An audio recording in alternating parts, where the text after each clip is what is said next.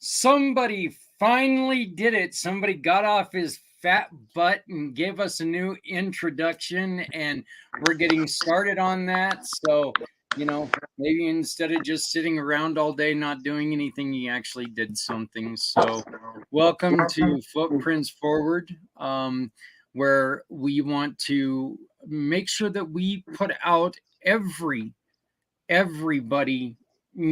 learns healing in a different way. We want to make sure that we're trying to show as much healing for as many people as we can in as many different ways. And we've got a very, very special show today because we've got Tyreek with us. Tyreek was our second guest on Footprints Forward. And he's also Stephanie and I's guest this month for our wine show. So Tyreek, you've just become a huge part of the program all of a sudden. It's like you started out as somebody who got to tell a little bit about your story. Now you're a damn superstar in our eyes. So I appreciate it. But hey, Tyreek, you know what? You made this introduction, and so could you please introduce Michael and give us a little bit of background on your guys' story? Sure. Mr. Michael Denton over here, him and I met back in 2009, 2010 on deployment. Been friends ever since. It's been a long, long journey, but to say the least, we still have a long, long way to go. So he's a very good guy. He's always kept his head on his shoulders and kept doing the right things when he really, really needed to dig deep. He's always had my back whenever I called, and same vice versa. But the relationship is good. Like I said, he's a good family man, good businessman. Believes in his moral values and good military background, family military as well. So he's a good guy, and that's why I decided that. I know his story is very good. It's very deep. So I figured it'd be the best bet to come here and kind of express it. Well, I really appreciate it. So before we continue, Stephanie, why don't you go on ahead and tell people about One Hope Wines and what exactly you do? Yeah, sure. My name is Stephanie Simoes. Hi, Michael. I cannot wait for this show today. I got a little glimpse of the pre-show, and I'm excited for this. I'm a cause entrepreneur with One Hope Wine. I work with nonprofit organizations and people year-round to assist with fundraising. We are a cause-centered winery out of Napa Valley with over $9.7 million donated to date. So what I do is I specialize in fundraising, gifting, private wine events, and wine delivery. And when you pour a glass of wine or send someone a gift, it's a great feeling to know that bottle made an impact for a nonprofit that's really important to you. I'm also the co-founder of PNS Properties. We're a family-run business that's working to curb the homelessness crisis in our veteran communities. Michael will have to talk offline about this, but I heard your story and I got an idea.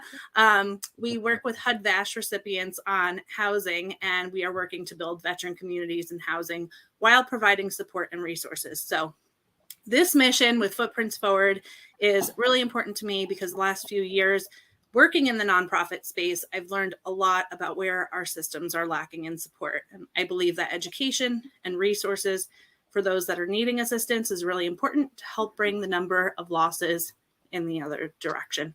I wear a lot of hats. Feel free to connect with me through my Linktree right there, /Steph Simoes on the screen. And all the ways to connect with me on socials are right there on that page. For the next couple of weeks, she might be a little difficult to get a hold of, but she's going to try to answer as much as she can. So if she doesn't, just hop right out. Just remember, she might be having a kid. So be patient. Little bit of patience. We're gonna have a Yeah. newborn pretty soon. So, hey, there's a couple things that we failed to mention last week, and it was just kind of weird because I was so excited to announce it to you guys that this was happening. But we are now, our show is now being run every Tuesday in a loop on beinspiredradio.net. This is a religious format, a religious radio station that is run by Chicky Hot, who is and I don't know exactly what this means, but she is a rock psychic. But she, it's part of I've met her through my work in the paranormal field and doing all that stuff. So, but she runs a religious, spiritual radio station. And when I told her what we were doing, she said, "You know what? I'm going to give you guys Tuesday." And so this show will be added to the loop. But the cool thing is we start out as week 1 on Tuesday morning, and it goes through to today's show, and then it'll loop it again so you can catch them all again. And this is really cool, and I really appreciate everything with beinspiredradio.net for doing this. I also want to give a shout out to Jeremy, who finally got back into his homeland of Indiana after his bowling tour and everything. But he was our guest a couple of weeks ago, and just inviting. We're growing, and this is exciting. And I want to thank everyone who's watching us on Things Network, and appreciate everything that you guys are doing out there. And I look forward to talking to you guys all. But once again, Chicky, thank you so much for helping us to help others, because that's what this is all about. So, Michael, it's time, my friend. Time for your grilling, buddy. So, I was nice to you the other day, not no more. Whatever. No, you guys, we did do a pre-show interview with yourself and Tyreek, and it was the three of us. And I thought, you know what, I really liked what we accomplished on this, and I really liked the synergy that we had.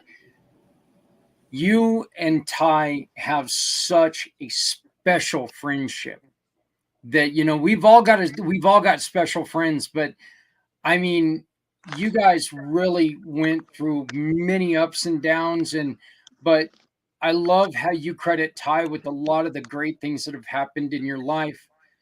Can you tell us how you first met Ty? How Tyreek became a pillar in your life? Yes. Well, first of all, good morning, Michael Denson. Thank you so much for having me on this podcast this morning. You bet, brother. I appreciate all the the internal, external support around this organization that you built. Like Ty mentioned before, I met him in 2009. I was newly into the military. I just came in 2008, so I was fresh into the military and into my first deployment.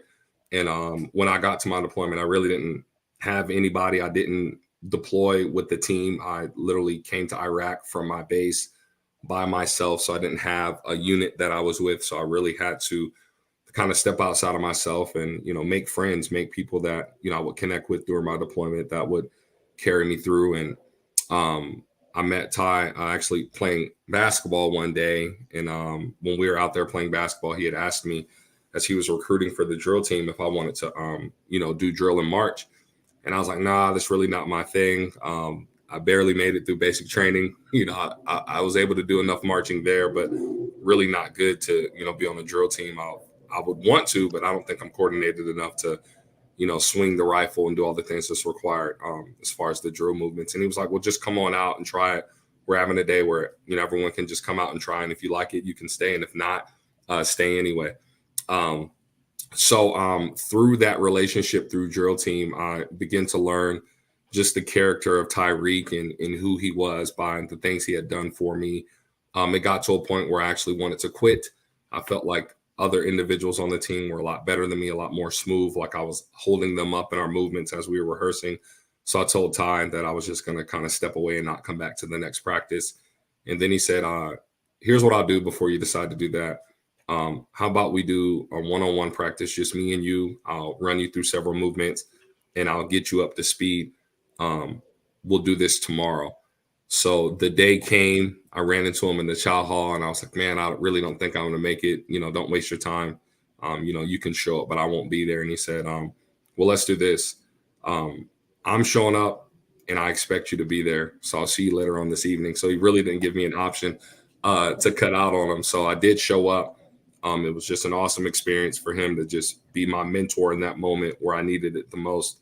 That eventually led to me being a member of the drill team, and his hope and faith and mentorship in me led me to the opportunity to actually lead the team in a memorial ceremony where I got to honor one of our fallen by placing the M16 in the Soldiers Memorial.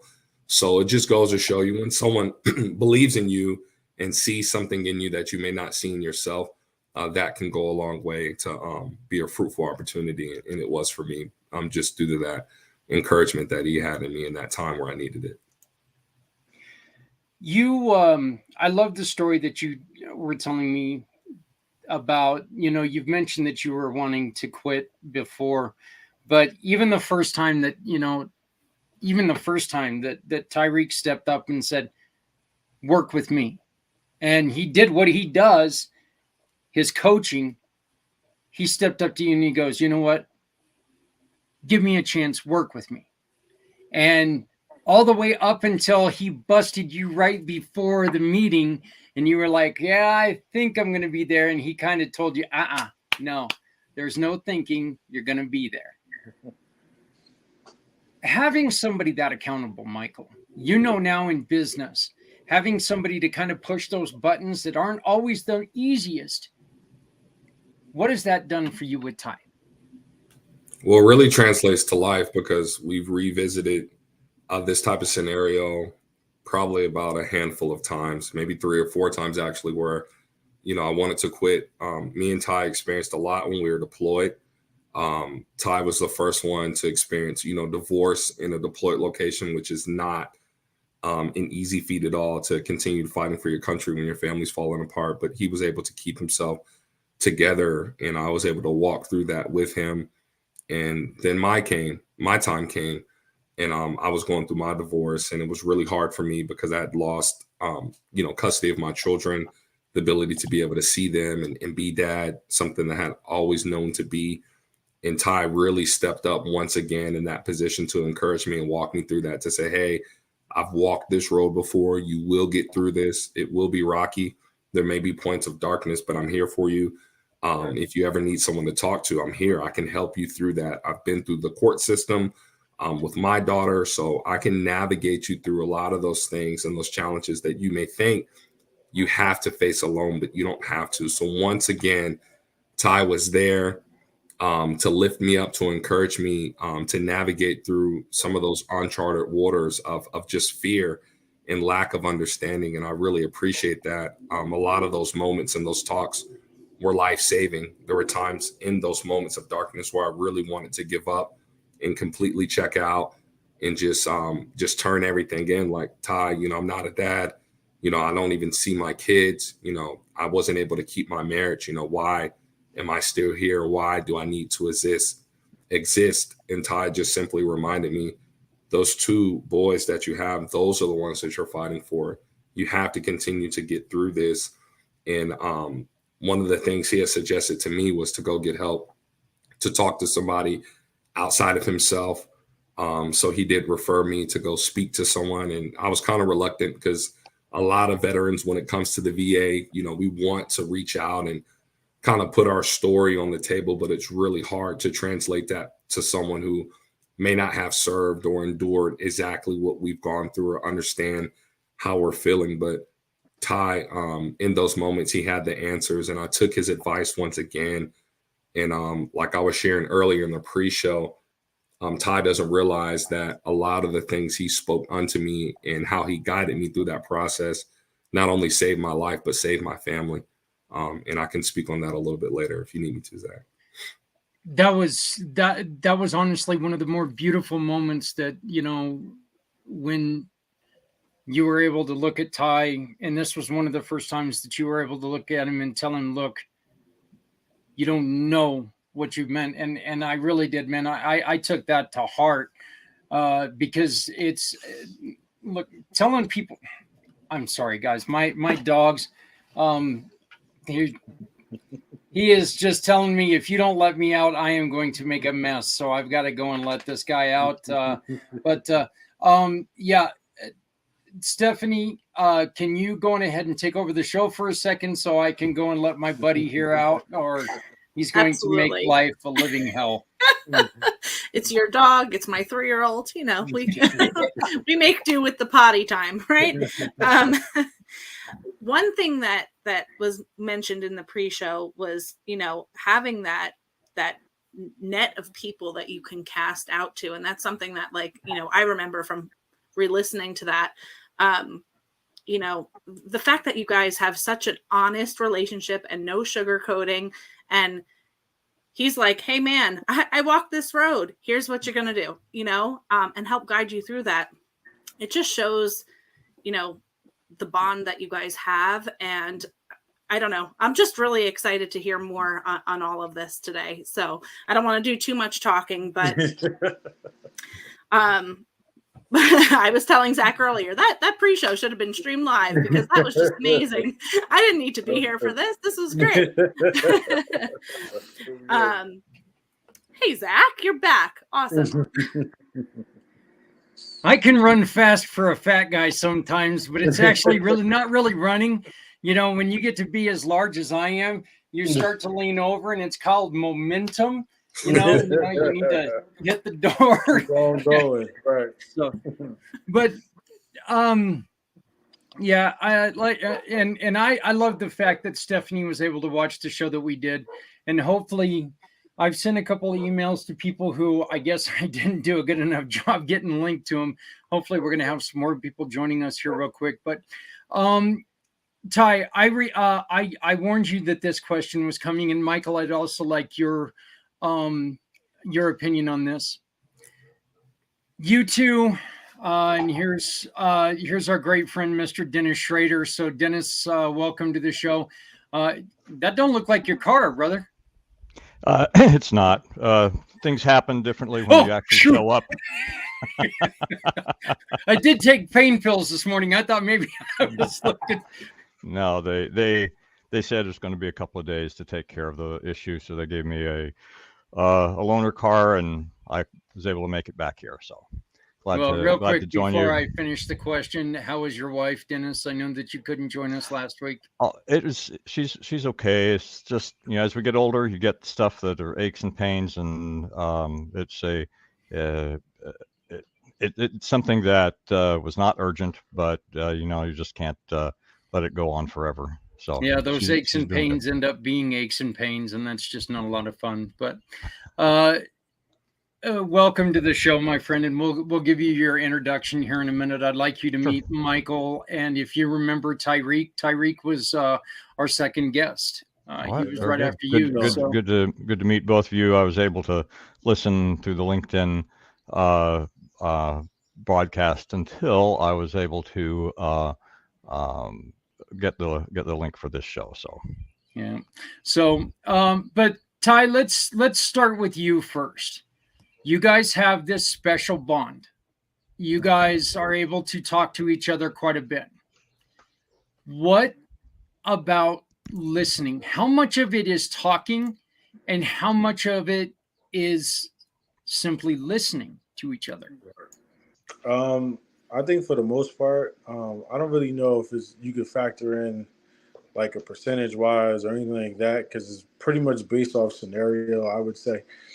So pretty much like if I was to call Mike or Mike was to call me, that's what the other person's doing to start. So until the other one's finished. So like when they're done talking, then we say our piece. And I think that's a main goal in how it grew. So how it grew so far and strong, because we were able to listen, you know, and that's what it is. That's what it comes down to. I'm not saying it started out that way, but, you know, it got to that point to where we know now, like, you know, You call, you got an issue, I'm going to listen and I'm going to give my feedback, and then we're going to go from there. So I don't know if we can actually put a number on it, but the fact of that you're doing it in its complete entirety, that's the main part of it. And Michael, are you in full agreement of that, or is it easier, or could you put a number on like how much is talk, how much is listen? Well, one thing I can say is there has been 100% consistency with the availability on both of our parts for one another. I know when people are reaching out and needing help, sometimes people are not available. I don't think there's been one time in our entire almost 15-year friendship that, 14 years that we were not reachable. So being able to reach one another allowed us to lean. I think it's really been 50-50. Although I give Ty a lot of credit for helping me out, getting me up to speed and up to strength. Ty has leaned on me as well. So in those moments where I wasn't the one needing help or guidance, I was providing that same encouragement and motivation right back to him that he had gave to me to help him through some of the challenges and the times that he faced after separating the military. So I think it's really a give and take type of approach. If you want to be heard, then there has to be an opportunity for you to be in listening mode to be able to help others as well. You can't just be the one speaking all the time. We're gonna actually kind of ruin the ending for a lot of people right here, Michael. But I think that this is really important because you've already mentioned your children. You've already mentioned the problems with the marriage and everything. You worked through that, and now you are back together with your wife, correct? Yes. And you have custody of all of your children. Correct. What was it about having someone as strong as Ty? And you've already mentioned that he said you need to seek help. But when he first said that, what was the first thing that came to your mind? And then was it kind of like, well, who the hell do you think you are telling me what I need to do and not, or was it like, yeah, you're right, I do? Well, first of all, it really speaks to the power of friendship. A lot of veterans drive themselves into a corner. Some veterans will, seek out, alcohol or certain behaviors or antics to really hide and mask what they're going through, not understanding how to navigate through the challenges of the court system, or with the spouse who's being, non-compliant, or an ex-spouse who's not allowing you to see the children. These are things that Ty was actually able to experience and overcome. So I really looked to him as someone who understood exactly what I was going through because he had firsthand experience. So although I would call to him and complain to him and say, hey, our situation's not the same. You don't know what I'm going through. You didn't lose your two sons. You didn't go months and months and years without seeing them. And he said, Mike, listen to me. I may not have gone through exactly what you've gone through, but I'm on the other side of it.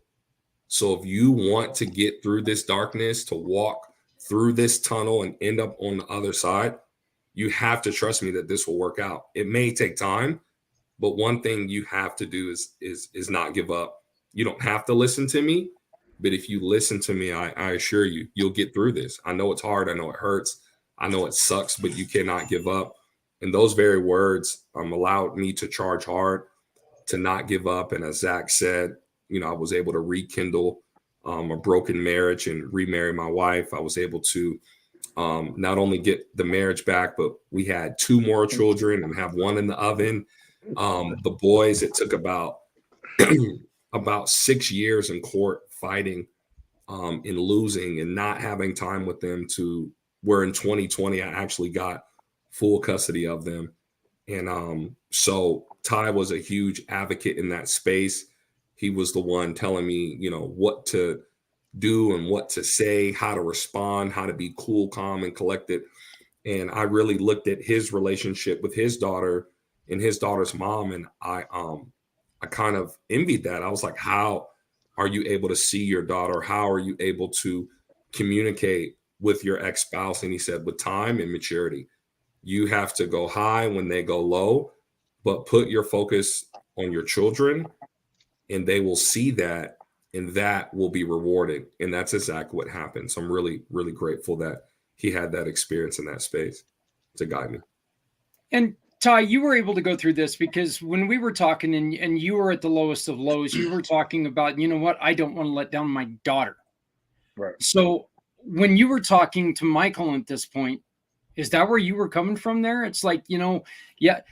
And is that kind of where that was driven from? Is that, you know, look, you can't quit because these kids need you. You might not, I don't know, explain that. Yeah, absolutely. That's where it comes from. Outside of that one moment that I had, I've never in my mind thought about not being there for my child or vice versa.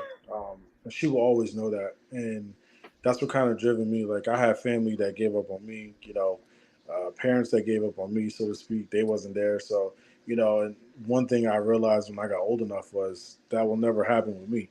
Or at least I'm going to try my hardest to maintain what I need to maintain. So that was definitely driven from that. And that's what I was able to do, because when you make it about your kids, which is what it should be about, it gives you a sense of strength that you never even knew you had. You got to dig deep in a place where you didn't know that you really can dig deep to. So when it's about them, which it is, because your well-being is good enough for them, that's where we got to go. So that was definitely driven from there. Okay. Well, Dennis, I don't want to scare you or anything and, you know, or bring you into this, but there's something that I think you and I need to watch out for. Tyreek and his lady just had a baby. We know that Stephanie is about ready to have a baby, and now Michael's going to have a baby. You know, Don't drink the water, guys. yeah, we better stay there. We better stay the hell away from the water, brother, because if not, we're in trouble. I and my wife have aged out of that issue, but I do have 5 adult children who have produced 14 grandchildren thus far, so that there is a great possibility in that regard. Yeah, we did just recently find out that I'm going to become a grandfather again with my daughter, so we're excited about that. Dennis, real quick, so Michael and Ty can hear about your experience and what you're doing. Please tell us, just give them a little bit of information about the Price of Freedom, please. Sure. Well, first of all, I'm retired Army officer, spent 24 years in uniform. I started 4 years ago a nonprofit organization called the Price of Freedom Foundation. It is dedicated to telling the complete life stories of our comrades who died while in military service to our nation, regardless of cause. So everybody thinks about combat-related deaths, but they give very little attention, sadly, to things like traffic accidents or somebody getting sick and dying. And my belief is that the life that they lived, their family, and their battle buddies, their friends, deserve more than that. And so we produce full biographies. Our first one is published and out. It's Alfonso Abdel Amos's story, a Navy man who died, lost at sea after 18 and a half years of service. And we're helping a handful of other Gold Star families at the moment. And that's what we're about. Nice. Tell us about your the first story that you've got. You guys just released your first story. Right. So Alfonso was born in the Philippines. He served some time in the Philippine Army prior to joining the U.S. Navy at the behest of his father, who wanted to basically have his son have a better life than he had. A few years into his Navy service, he met his wife while he was in the Philippines. They had 3 children, and he was a machinist mate, served primarily on aircraft carriers in the 80s and 90s. And on October of 1998, he was lost at sea on an overnight watch. The last person to see him was his best friend in the Navy. When his watch was over and they did their roll call in the morning, people assumed that he was at his workstation. About an hour later, they sent out an alarm throughout the ship. Nobody could find him. and seas were rough. There was a tropical storm in the area. They were sailing between South Korea and Japan. And of course, hours and hours and hours had passed. So they did a 3-day search, could not find his body. And there's mystery regarding what actually happened with him. So did he accidentally go overboard? That's very possible. A little less likely than on some of the smaller ships, but there were 12-foot seas, and decks were wet. Was it because of his Filipino background? Every single person that we spoke with and interviewed for the book, including a number of his friends who were fellow sailors, had said that they each and all experienced a racial bias and harassment from other sailors. Not all of them, but a few, and all it would take was one to have had a beef with him and to help him overboard. Or did he step overboard on his own? 11 years prior, he had one suicide attempt, and the Navy had seen him, take him to their medical facilities, returned him to duty about 2 or 3 months later. We sought out and obtained and reviewed those medical records, and they were shockingly sparse. So we didn't really have a clue as to what was going on. But we called the book Silent Soul because nobody, not his wife, not his best friends, nobody ever heard him talk about what was going on inside. He kept everything silent. And so that's why it's still a mystery today. The book is out there. We had a great writer, Keith. I'm blanking on the last name right now, but Keith was our author, former Air Force Academy grad, spent his active duty times as a criminal investigator for the Air Force. So he brought that investigator's mindset to it, and he had written 2 prior books that were published, a nonfiction book on language learning skills, and a science fiction book, I think it was. And I think did a fabulous job of sorting through everything that we compiled on Alfonso's story and wrote a compelling tale here. So that is true and honoring of him. That's what we pledge to do for every person we so honor. Nice. Wow. I still love what you're doing. And Michael, we're going to get back to you real quick. But Tyreek, we're also going to be talking a little bit about your nonprofits as well, because I think that this is really cool. You guys both took this friendship, this mentorship and support system. And Michael, you mentioned the other day that, you guys took the strength that you gave each other and you guys went outside of the military and you guys took it as far as it can go. You went into the world of business. Tell people a little bit about what you guys do.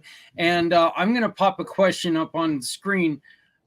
Please tell me what this means.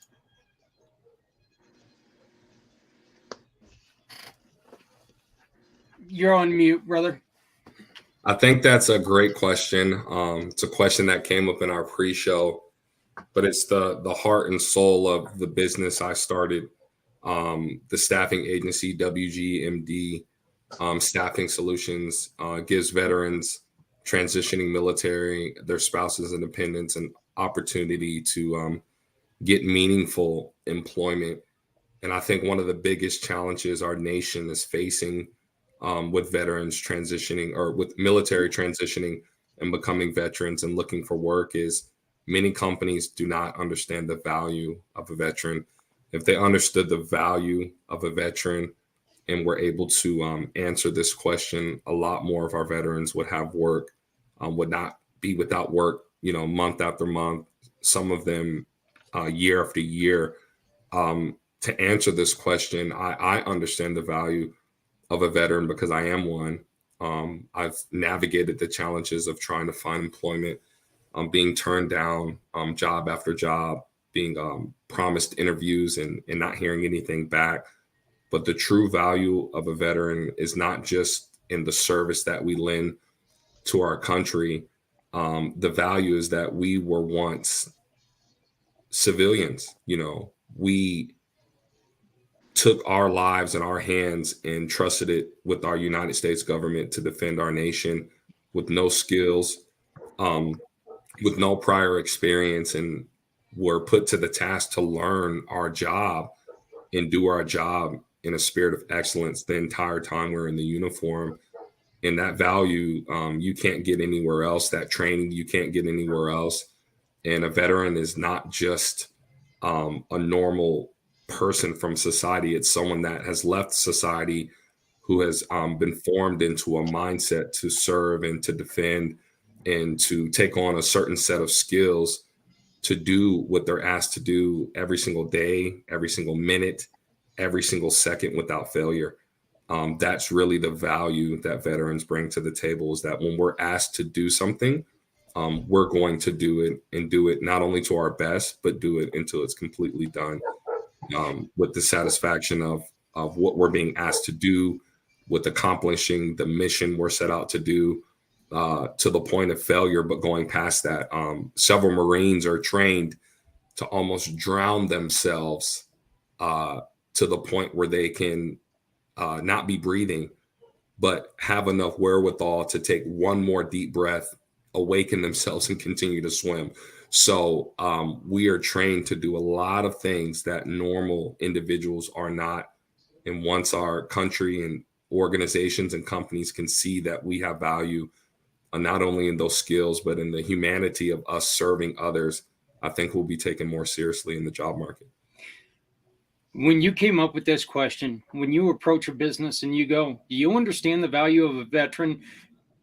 What are the responses they get? I know that I know that when you brought this question up last week when we were doing our pre-show, I was like, instantly, can I put this up on the screen? I love this because I had told you guys that one of the things that we had brought up a couple times is how a veteran can't get a job because they don't have quote unquote experience working on something. Yet these kids get over there and they in the palm of their hands, they have multi-millions of dollars of equipment that these people with experience, they wouldn't know what the hell they were doing. So I know that that's frustrating because after you guys go and you guys serve the country, the last thing in the world we should tell you, well, you need to go get a college education or you can't work on this stuff. What do people say to you when you ask them, do you understand the value of a veteran? Well, you get a lot of head scratches, right? You get I can imagine the common cliche, of course we understand what our veterans do. We honor them and we appreciate, their service to their country and what they did for us. But it kind of stops there. They show more of we appreciate our veterans and we support our veterans. And then my question to them is how? Veterans are applying to jobs and not getting an interview. We failed our veterans. They should at least be able to get an interview. But even past that, not getting an answer on if they got a job or not is a complete disservice to our veterans, because it doesn't even let us know where we stand. It leaves us completely in the dark to then be left with our skills and our abilities to say, hey, what's my worth? That's really the question. Understanding the value shows the veteran their worth.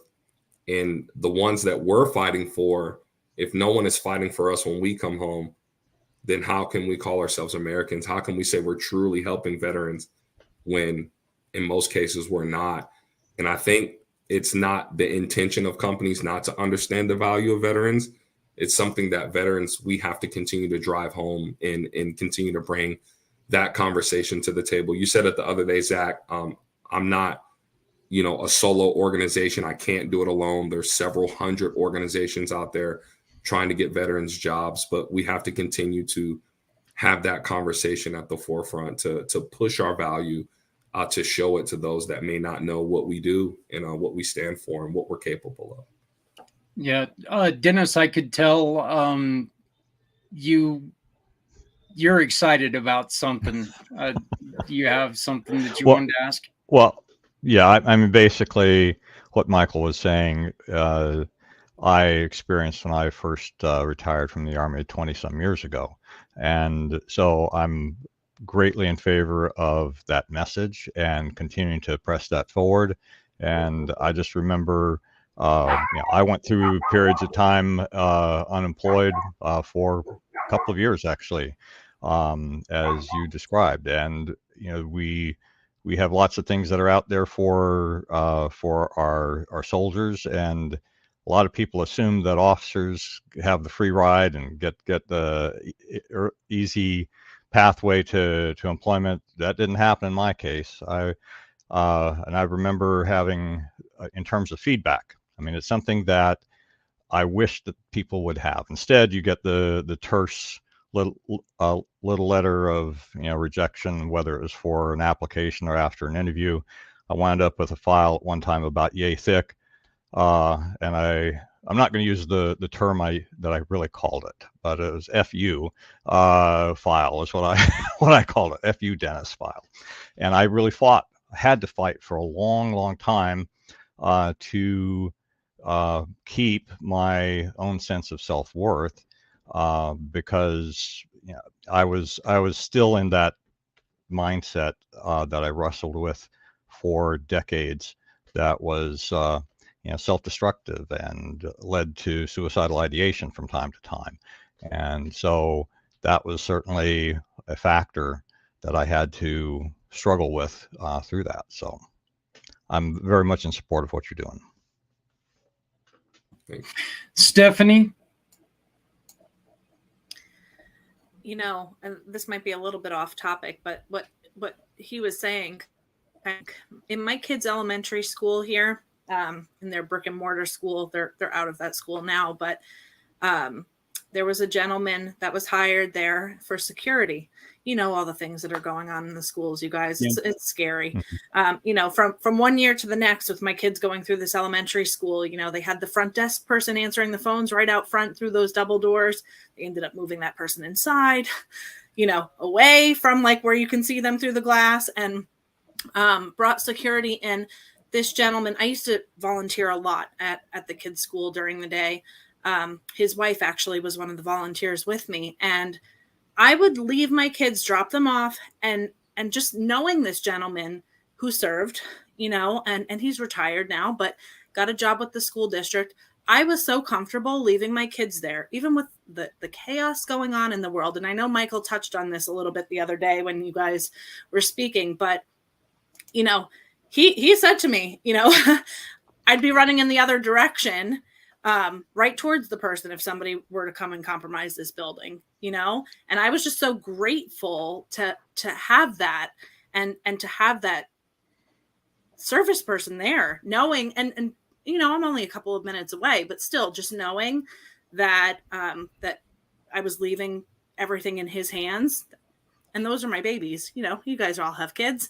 I was super grateful for that. So hearing you guys talk through the employment issues and stuff bothers me a little bit, especially with what's going on in the world, man. If they want to be over at the kids' schools and stuff, protecting these kids,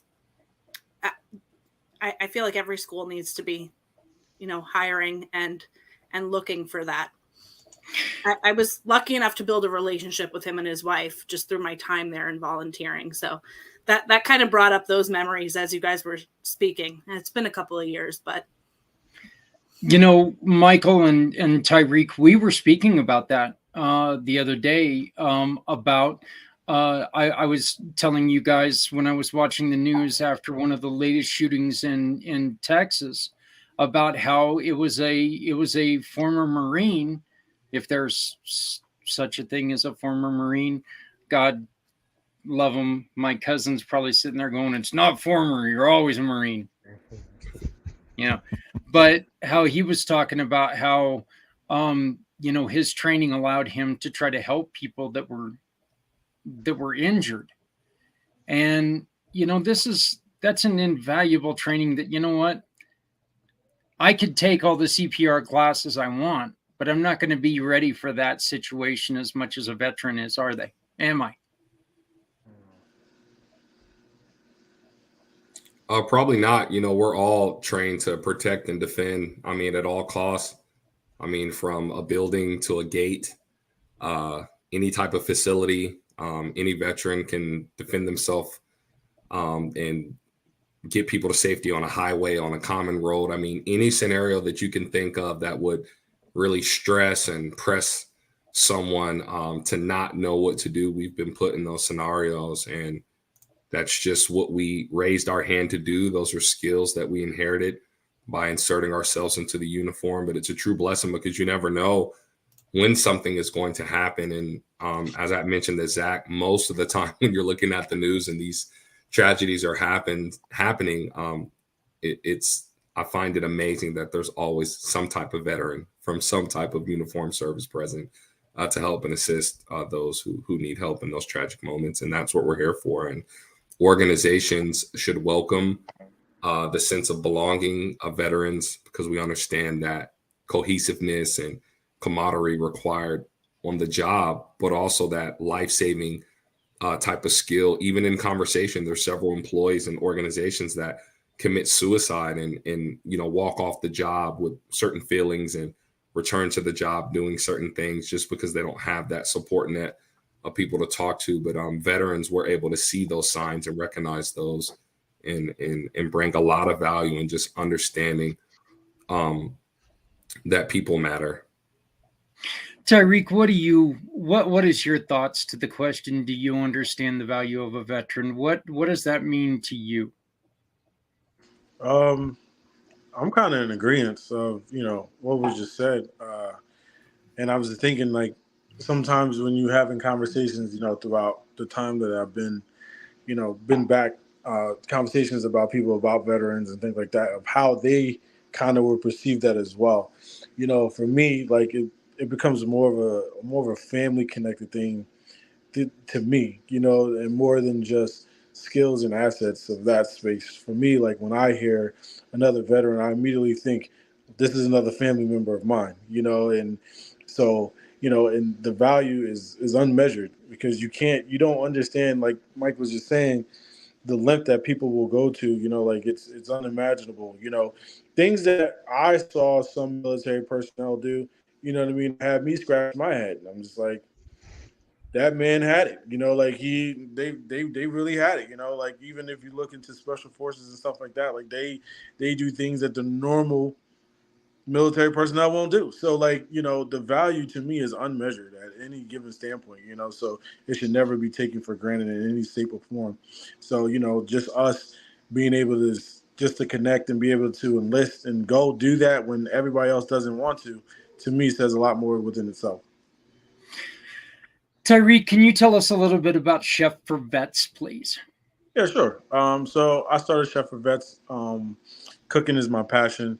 And I do have a little barbecue food business that we do. And I wanted to connect the two that way and be able to go out and feed homeless veterans. At the time that I started this, I was just doing a little bit of research, and at the time it was 50,000 homeless veterans that they knew about.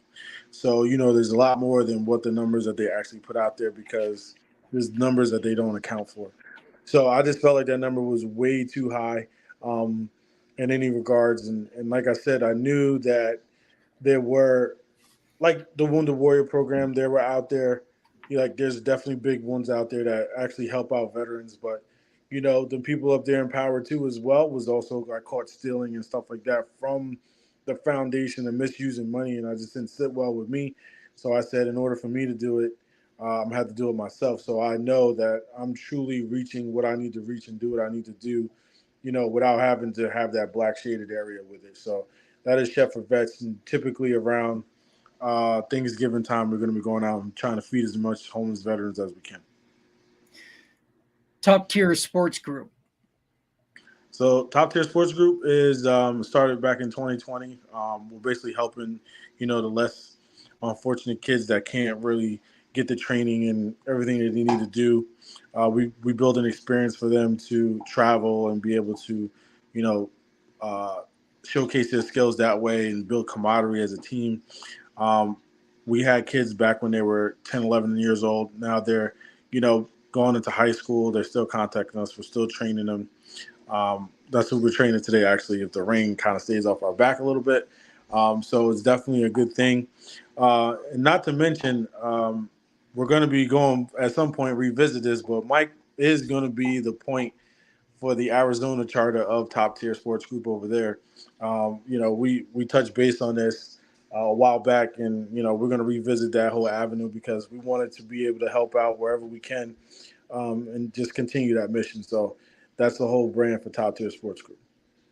Yeah, I have no reservations to say that you two have such a wonderful friendship. And the other day when we did the interview, and even again today, I look at you two and I can tell how important you guys are. And I think that, everything that you guys are doing can really, really help other people. And Stephanie, I'm going to ask you real quick. I want to bring this up. Can you tell us what we are looking at with our little friend here? Oh, yeah, absolutely. So if you're not following us on the Community Pay It Forward One Hope fundraising page on Facebook, you can access it really easily through my link tree that was shared earlier. But we actually have an open fundraiser for both Chef for Vets and for Top Tier Sports Group this month. You just open up the camera on your phone, hold it up to the QR code. The top one is for Chef for Vets. The bottom is for Top Tier Sports Group. Every single bottle of wine that is purchased or gifted this month goes right back and donates back to these awesome organizations that Tyreek is working on. I did have a question, though. So Tyreek mentioned, kind of expansion, right, of Top Tier Sports Group and moving to different locations where it's needed. But I think the staffing agency has future plans of that also, right? Of expanding out of your local area. I'd love to hear more about what the future plans are and how you want to outreach outside of where are you located right now, Michael? So we're located in the state of Arizona. So we actually have really big plans. We're in the works of proprietary software, actually an app that's going to be released. We're still working on the prototype of the app, but we want this application to be accessible to all transitioning military veterans, spouses, and dependents to really facilitate connecting veteran communities with employers that are serious about hiring veterans. We want to kind of get away from sending veterans to a link, giving veterans hopefuls and actually giving them a clear pathway to employment. So this app is going to streamline all that.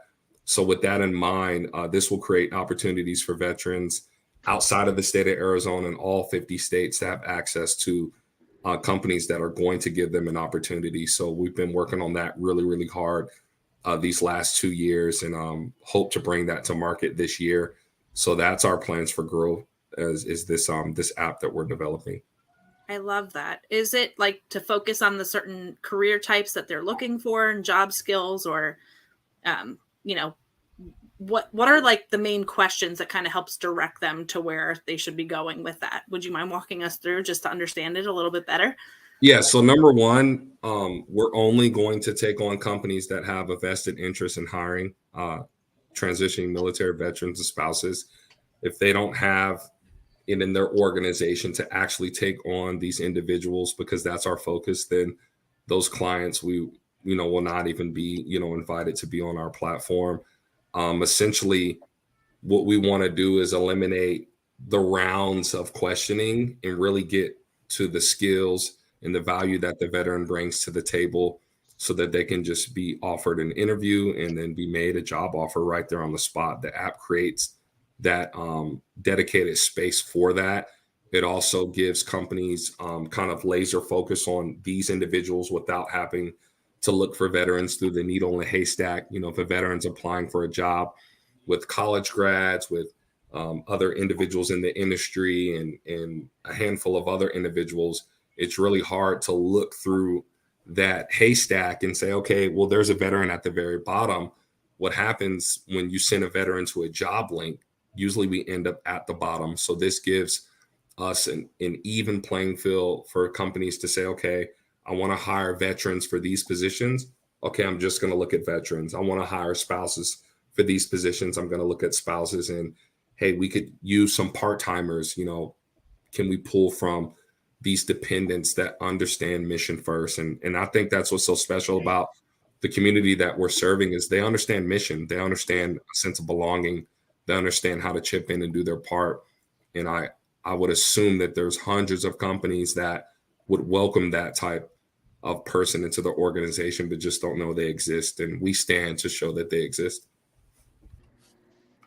You know, that one other thing that we were talking about before is that, you know, I can't understand why, you know, a veteran would be moved to the bottom of any list. I've said it before, I'm a patriot. I am not a veteran. I don't understand that. You know, and your focus, which is really, really important that we haven't talked about, is making sure that a veteran is going to a job that they want, a job that, you know, it's not, you're not looking to put them in a job that they can settle with, right? Yeah, we want to get away from the bridge to another opportunity. We really want to partner them and align them with careers. We want veterans to understand that the companies has their back from day one. We want the companies from day one to say, hey, we want this individual to be a part of our team, so the veterans aren't having gaps in employment or just not getting employment altogether.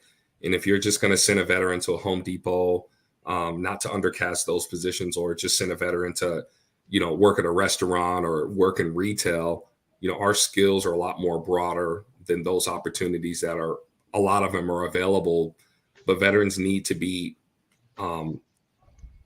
they need to be aligned with things that match their skills so that they can actually apply those in industry, which a lot of organizations have jobs that veterans can do. We just don't know that those jobs are available. So we're bringing those jobs to the veterans and also allowing the companies to know that we're there and we can do the work. Okay, Michael. And Dennis, did you have anything to ask before? No, I really don't. I love the idea. I have all sorts of other, I guess, questions, but I know we're out of time. Maybe Michael, you and I can connect up later, because I just, you know, I love what you're doing, and hopefully we can help spread the word, and you get a great success through that effort. Thank you. Well, Michael, let me ask you this, okay? Before we finish up the show here, if somebody's having problems, what is the one thing? What is the biggest message you can send somebody who's having a problem? Number one, admit that there's a problem. Don't be in denial. It's okay to look yourself in the mirror and say, I'm not strong today. I'm weak. You know, I need help. I need someone to talk to. And then once you're able to, you know, tackle that and face that, you have to go get help. It's something that we all need, not something that, you know, the strong military member, woman, or male really likes to admit, because we're all taught to be strong, really tough, to have this thing called military bearing. But when you leave the military, a lot of that begins to unravel, and you have to get to the truth of the matter that you need help, that you can be talked to, that people do care. I think that's another big thing, is understanding that people care. A lot of times we carry the weight of issues and things that we have in our mind through our past experience that we think people don't care about or won't be able to associate with. But getting past that and understanding that getting help is the best thing you can do for your life and those around you is the biggest thing I would say, is, you know, recognize that there is help that's needed, and then go get it. Ty? Uh-oh. 10%. First admitting that, there is an issue, and then, finding out, finding a good support system. So having a good support system is strong, regardless of who it may be, a friend, a family member, a counsel, and then getting the actual help that you need, and staying positive. I know it's kind of hard or it's easier said than done, but it can definitely be done, especially, in a time where we could always find something to actually keep your mind and focus, on the good and narrow. So to me, those steps are 100% correct. I would say a support system, and then actually executing, that help for yourself. Because finding that self-love is kind of what helps it out. And, you don't kind of go down the wrong path. Gentlemen, this is the one time I can honestly say that I really, really, really wish that this show was longer than an hour, because everything that we've heard is so positive. And, you both, and we've talked about this, you both have overcome some really, really hard times, and you guys are doing something with it that I think can be very inspirational to people.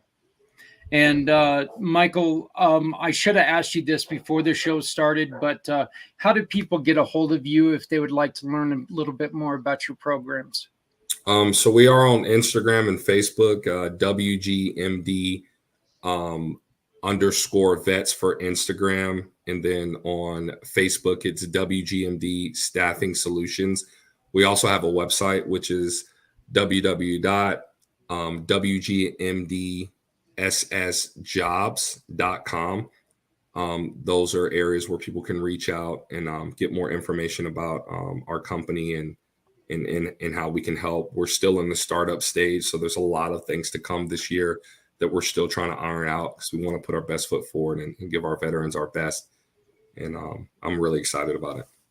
Brother, we're here however we can be. Tyreek, how do people get a hold of you? Same thing. So for Top Tier Sports Group, we also have social media. We're on Facebook, Instagram, the email toptiersportsgroup@hotmail.com. For Chef for Vets, we're revamping all of that. So they can just contact me direct email. It's RICKROBINSON. So that's Rick Robinson 2010@hotmail.com. And we'll be able to take it from there. All right. Sounds good. And please remember that Rick will be joining us next Wednesday, a week from this Wednesday, on the halfway mark of the Community Pay It Forward One Hope Wine celebration. So here comes the fun part of our day. Stephanie, what have you learned? You need a wide net of a support system. And man, these two got it. That's what I learned. Yep. And Dennis, and I know that you came in a little bit late, but I mean, what's one thing that really got to you today? Well, I love the fact these guys had each other's backs from from that day one, and continues past your time in service. And I'm fortunate that I have a couple of buddies that I could say the same of. Well, and for me, it's very simply, do you understand the value of a veteran? I think that question is so eye-opening. And I agree with Michael 100% that there's a lot of people who are going to sit there and say, we support our vets, rah, rah, rah. But is that, lip speak, or do you actually really, are you going to get out there and you're going to do something about it? And that's something that, I call people out and say, hey, let's make sure that they're held accountable. If you're going to say that you support, let's make sure that we support. Okay. So, again, Michael, thank you very much. All the best of luck. I hope that we get to talk to you real soon. Tyreek, I know that we're going to be talking to you very, very soon. Thank you.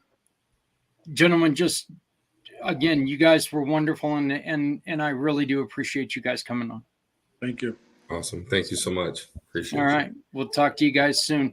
Dennis and Stephanie, thank you so very much for joining us, as always. And thank you for watching Footprints Forward. Please remember, Footprints Forward, our mission is providing resources and sharing stories to support the mental health and suicide prevention in a forward direction. It's what this is all about. We're not out here for self-promotion. This is out here to get the stories across of these two gentlemen that were just with us. Dennis was our first guest, and now he's a permanent part of what we do. These are stories that not every story is going to be successful. Okay? It's an unfortunate fact, but it's a fact. But the more stories of success that we put out there, the closer we're going to come to success. So from the entire family, everybody who works to put this together, my name is Zach Clayton with Community Pay It Forward, and we will be talking to you next week. We're going to be bringing you some more stories, more people, and hopefully more success. So we'll see you next week on Footprints Forward.